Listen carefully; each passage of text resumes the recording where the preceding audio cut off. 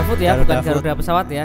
Garuda Food. Oke, Nah, Garuda ya, Food itu itu juga besar juga itu ya. Ya, itu. Iya. Kalau teman-teman pernah belajar siapa sih orang yang ada di balik itu ya, yang di balik Indofood, Garuda Food, mereka semua beliau-beliau itu berawal dari UMKM gitu. Ya, seperti sekali. itu ya. Jadi UMKM sangat penting. Betul ya. Nah, kemudian sumber daya memang untuk UMKM ya itu masih terbatas. Jadi di sini biasanya memang orang itu belum memiliki jiwa wirausaha yang memadai. Karena UMKM di sini kalau kita perhatikan rata-rata kebanyakan semua dari awalnya kepepet biasanya gitu. Mereka tidak punya skill, tidak punya pendidikan yang memadai. Nah, intinya kalau tidak bergerak, tidak istilahnya ora obah orang liwet. Ora obah ora mamah basa Jawanya seperti itu. Kata dapur ra iso ngebul. Nah, dapur ra iso ngebul. Nah, itu. Makanya memang rata-rata kebanyakan UMKM berasal dari situ ya. Jadi sumber dayanya masih. Nah, kalau kita sebagai mahasiswa ya kita kepepet boleh, tapi dengan kemampuan pengetahuan ya pasti lebih bagus. Nah, harapannya seperti itu. Teman-teman nanti kalau misalnya teman-teman mahasiswa yang sudah mempelajari akuntansi UMKM, setidaknya nanti ketika memiliki ide bisnis, memiliki planning usaha itu nanti langsungnya jangan yang mikro, tapi setidaknya kecil dulu. Kecil dulu ya. Kecil dulu. Jangan mikro, kecil langsung aja. Kecil langsung. Jadi kecil langsung nanti ada salah satunya administrasinya sudah tertata ya. Seperti itu ya. Betul. Nah, itu. Nah, kemudian ini tadi sudah saya jelaskan ya terkait dengan akses lembaga keuangan ya belum memiliki pastinya kalau mikro ya seperti itu. Legalitas juga sama. Nah, contohnya, jadi kalau mikro ya nanti di sini ada contoh mikro. Kalau mikro itu kalau di usaha pertanian, contohnya pertanian di bidang pertanian itu dia hanya sebagai penggarap perorangan. Nah, penggarapnya loh ya. Jadi itu masih kategori mikro ya. Penggarapnya. Nanti kalau yang kecil itu bukan penggarap, dia sudah memiliki tenaga untuk misalnya dia petani sawah, sudah ada tenaga untuk mengolah sawah, itu kategori kecil. Sudah ada tenaga sendiri ya. Bukan dikerjakan sendiri semuanya. Dikerjakan sendiri. Kalau mikro itu masih kerjakan sendiri. Apa-apa kerjakan sendiri dulu ya. Peternakan ya gitu. Jadi ngasih makan ternaknya masih ngasih sendiri. Nelayan juga sama seperti itu, pembudidaya seperti itu. Nah, itu. Kemudian untuk contohnya lagi selain pertanian ya mungkin bisa makanan ya, minuman ya. Jadi itu sama, dia masih cenderung dikerjakan sendiri ya.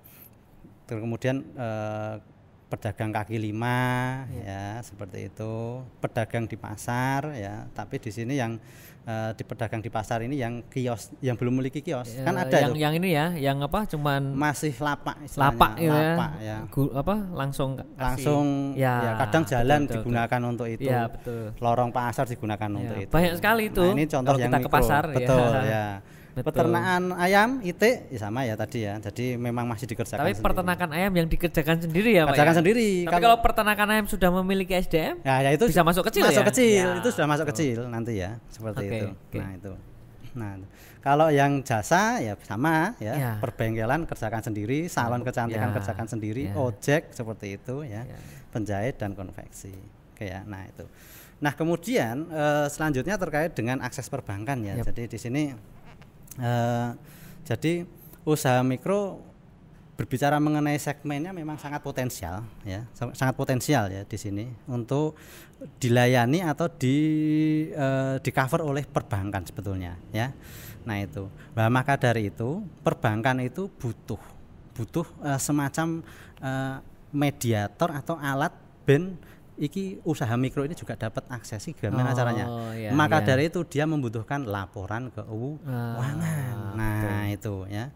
Jadi kalau berbicara mengenai akses perbankan, jadi nanti untuk usaha mikro tadi ya, mikro itu memang relatif perputaran cukup tinggi ya. Jadi memang karena dia tadi kayak misalnya pedagang kelilingan, nah itu relatif lebih tinggi sebetulnya perputarannya ya. Nah, meskipun situasi krisis itu kegiatan usaha tetap jalan dia gitu. Karena mikro tadi ya lebih stabil ya. Ya itu. Ada beberapa faktor memang yang menyebabkan kenapa kok UMKM itu lebih cenderung stabil ya dibandingkan perusahaan-perusahaan yang besar kan gitu. Ya salah satunya pertama adalah sumber daya bahan bakunya itu relatif masih tersedia cukup banyak di sini. Betul. Ya di sini tuh cukup banyak untuk kelas UMKM itu sumber daya bahan bakunya tersedia cukup banyak. Makanya itu yang menjadi kenapa hantaman krisis itu sebetulnya bagi UMKM itu tidak, tidak mungkin berefek tapi tidak terlalu besar dengan perusahaan-perusahaan besar. Betul. Ya beda kalau pandemik ya. Kan pandemik beda kayak kasusnya kayak seperti sekarang ini. Pandemi COVID-19 itu memang kalau COVID karena itu bukan sebetulnya itu bukan masuk krisis, itu masuk kategori bencana kesehatan. Bencana kesehatan itu pun tarafnya internasional, otomatis semua terdampak. Jadi UMKM pun juga ikut kena lah seperti itu. Tapi itu beda loh dengan krisis seperti itu ya, seperti itu dengan resesi ekonomi loh ya, seperti itu. Betul. Ya, itu.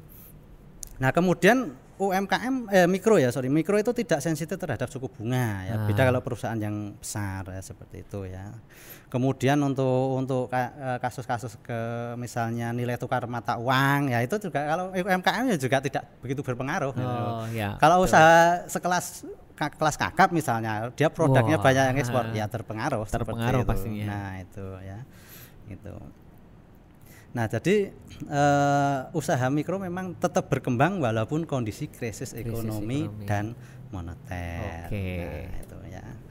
Nah itu tadi yang mikro ya. Kita masuk ke sekarang yang kecil. Nah sekarang kita kecil. Kecil itu kalau jenis barangnya tadi udah relatif stabil. Jadi kalau misalnya dia itu jualan beras misalnya, ya itu berarti memang dia produknya spesifiknya ke beras.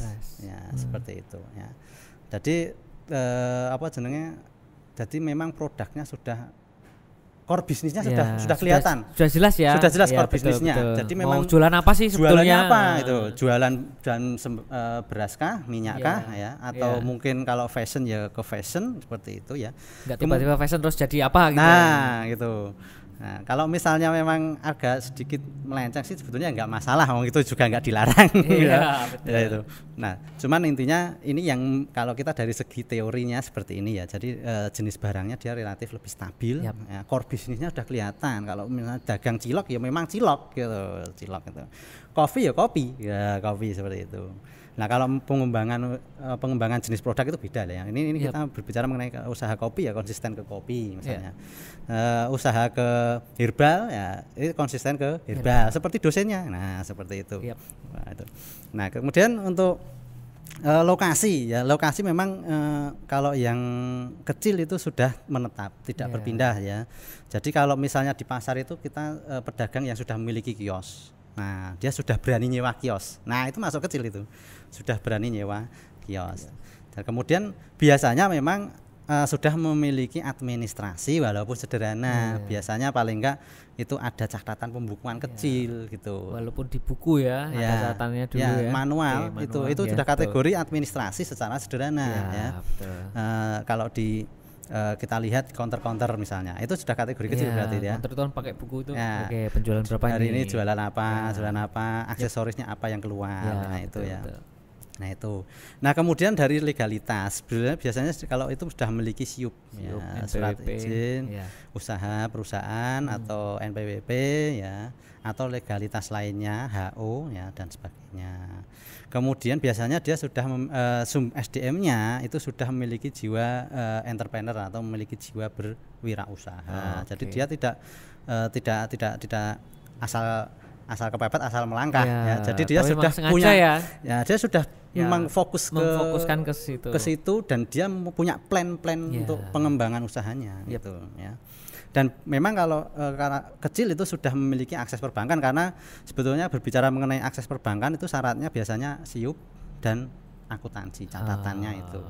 Ada dua itu, lembaga keuangan itu pasti bisa memberikan suntikan dana kepada usaha kita. Syaratnya cuma dua itu udah bisa ya Pak ya? Ini pengalaman saya ya 6 tahun di lembaga keuangan seperti itu ya. Jadi mantap. Jadi sebagian besar memang nanti untuk kecil ini memang akses perbankannya relatif lebih mudah ya. Kemudian ya walaupun memang ada yang aplikasinya ya, pengaplikasiannya itu belum maksimal ya, seperti belum memiliki business planning seperti itu ya. Tapi setidaknya sudah ada catatan, itu kan itu sudah bagus ya. Dan nanti, nah contohnya apa yang usaha kecil ya. Kalau misalnya usaha tani tadi ya, jadi dia sudah memiliki tenaga kerja. Ya, misalnya dia tani sayur bayam, dia sudah ada tenaga kerja yang untuk memanen, tenaga kerja untuk nandur itu menanam, memupuk dan merawat, itu sudah ada tenaga kerja seperti itu. Ya. Kalau misalnya di pedagang pasar, dia sebagai pengepul ya, grosir, nah itu kategori kecil. Ya. Terus kemudian usaha mebel, perbengkelan, dia sudah memiliki tenaga kerja, peternakan ya. Terus ini untuk usaha lembaga keuangan ya, ini biasanya lembaga keuangan memang kecil skalanya ya. Nggak ada yang mikro ya. Jadi mikro itu kan di bawah 50 juta. Kalau dulu itu syaratnya mendirikan koperasi itu minimal itu harus 50 juta itu syarat minimal, bukan masuknya langsung kecil. Ya, langsungnya masuk kecil gitu, seperti itu. Nah, itu tadi yang kecil. Nah, sekarang yang menengah ya. Nah, sekarang karakteristik usaha menengah itu yang bagaimana ya? Jadi memiliki manajemen yang lebih bagus ya, organisasinya lebih bagus ya, teratur. Nah, kemudian sudah bisa mengelola keuangan ya. Jadi sudah ada akuntansinya, ini sudah mulai berjalan kalau di menengah ya. Jadi sudah bisa memainkan peran dari akuntansi manajemen nanti ya. Betul. Jadi manajemen keuangannya bagaimana, sistem akuntansinya yang teratur, tertata, sehingga memudahkan untuk melakukan supervisi atau auditing, penilaian dan sebagainya ya. Kemudian biasanya sudah mengikuti aturan-aturan terkait dengan aturan tenaga kerja. Misalnya sudah memiliki organisasi perburuan, organisasi kalau di sini serikat pekerja seperti itu ya. Kemudian sudah ada jaminan sosial dan kesehatan untuk tenaga kerjanya ya. BPJS seperti itu ya kalau di sini ya sekarang ya. Kemudian untuk legalitas pastinya kalau menengah sudah lengkap ya. Dia misalnya, soalnya berbicara mengenai produk itu, kalau yang usaha menengah biasanya setiap produk itu sudah memiliki sertifikasi sendiri-sendiri. Nah itu, jadi memang relatif lebih lengkap legalitasnya. Perlu teman-teman ketahui, satu usaha memiliki 2 macam produk itu harus memiliki 2 sertifikat. Oh gitu ya. Sertifikat ya, jadi memang dia jenisnya apa, produknya itu apa, bahan bakunya dari apa, itu harus terstandar ya. Seperti itu. Kalau yang fashion sama kain tekstil itu ada sertifikasinya harusnya, sertifikat seperti itu. Sertifikasinya ini dari mana ya Pak ya? Nah, kalau misalnya biasanya itu dari dinas perizinan. Oh, ada dari dinas perizinan. Dinas perizinan. Dan tergantung dari jenis usahanya juga jenis ya usaha, sebetulnya. Ya. Misalnya kalau kuliner ini sekarang kuliner ya. Kuliner itu memang banyak sekali sertifikasinya. Misalnya teman-teman punya usaha menengah kuliner, misalnya keripik gitu ya. Keripik itu keripiknya jenis keripik apa dulu? Misalnya keripik paru. Keripik paru itu bahan bakunya dari mana? Terus kemudian ada standar halalnya enggak? Ada sertifikasi halal enggak? Sertifikasi halal itu berarti nanti terkait dengan prosesnya harus sesuai dengan syariah, biasanya seperti itu ya. Itu ada lembaganya sendiri ya untuk mendapatkan sertifikat halal tadi ya? Ada. Kemudian nanti ketika paru itu kita proses lebih lanjut menjadi paru original, rasa original, itu ada sertifikat satu lagi, sertifikat rasa original.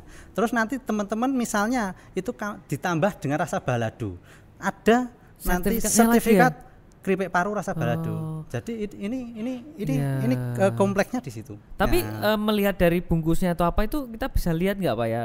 Ini kalau kita misalkan sebagai pembeli itu, ini ada sertifikat khusus rasa balado gitu, terlihat nggak ya? Atau tandanya kalau sertifikat? Kalau sertifikat rasa balado di packingannya itu memang tidak.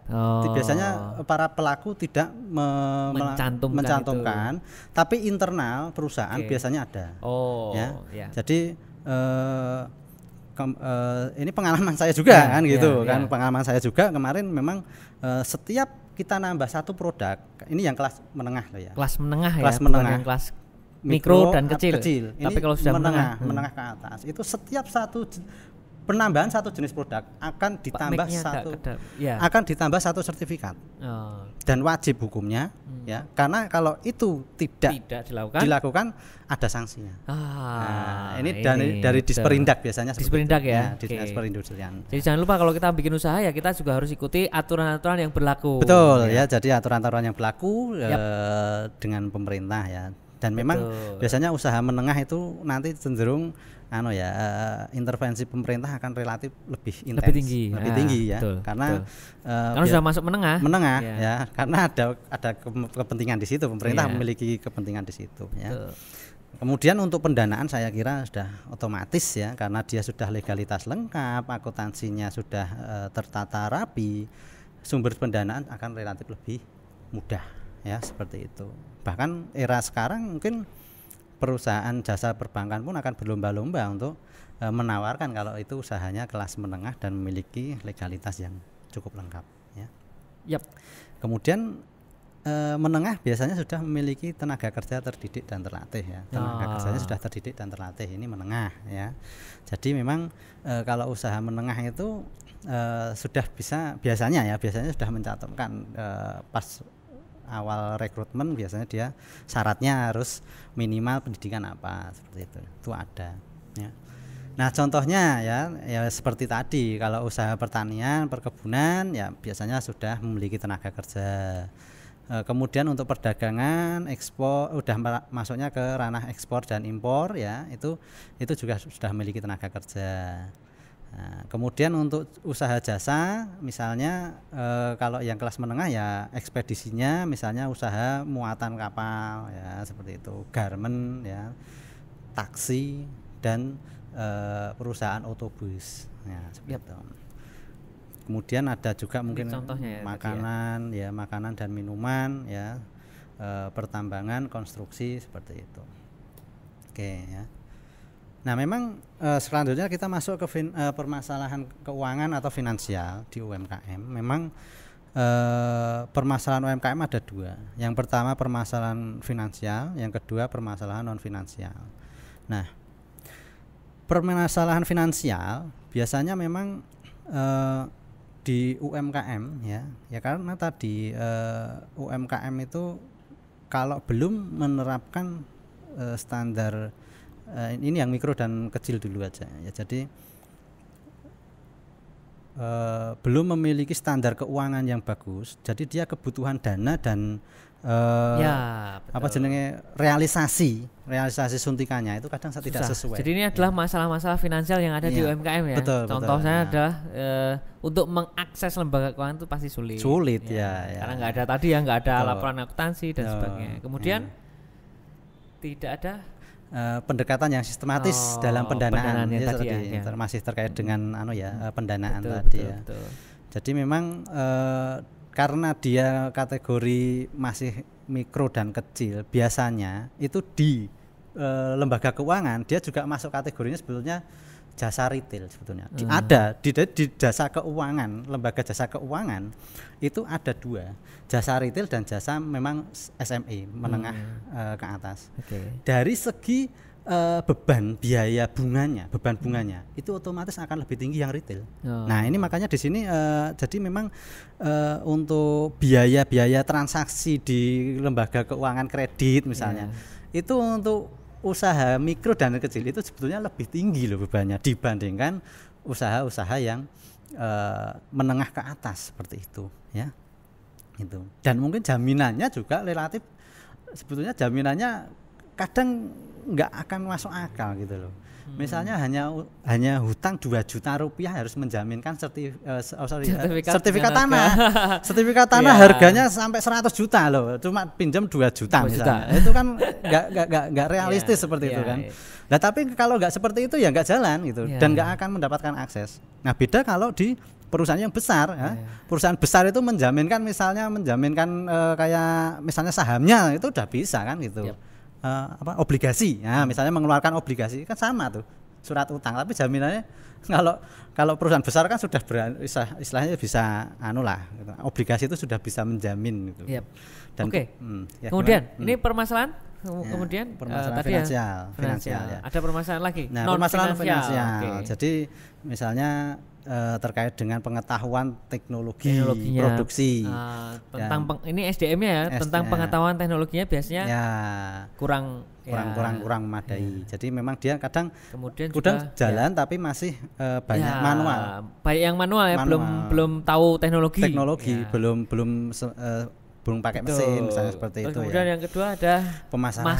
Pemasaran ini yang menjadi permasalahan di UMKM.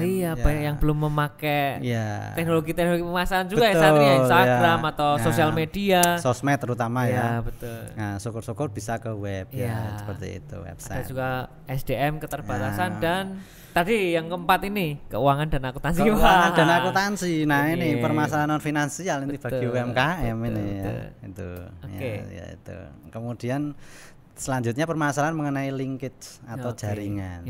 Memang jaringannya masih lemah kalau UMKM itu ya. Jadi ya banyak faktor sebetulnya karena tadi keterbatasan SDM. Ya, beda kalau yang usahanya udah menengah ke atas, dia sudah menguasai misalnya bahasa asing katakanlah, itu linknya akan semakin bagus kalau dia sudah menguasai bahasa asing dan dia sudah jadi linkage itu akan terjawab ketika dia SDM-nya nanti mumpuni istilahnya seperti itu. Ya. Jadi kebanyakan jadi memang UKM itu belum memanfaatkan sistem klaster.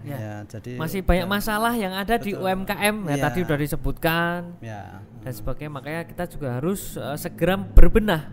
Usaha-usaha UMKM harus segera berbenah ketika memang ingin berkembang. Nah itu. Ini di pertemuan pertama ini tadi pertama kita tahu UMKM itu seperti apa, karakteristiknya bagaimana dan permasalahannya apa saja.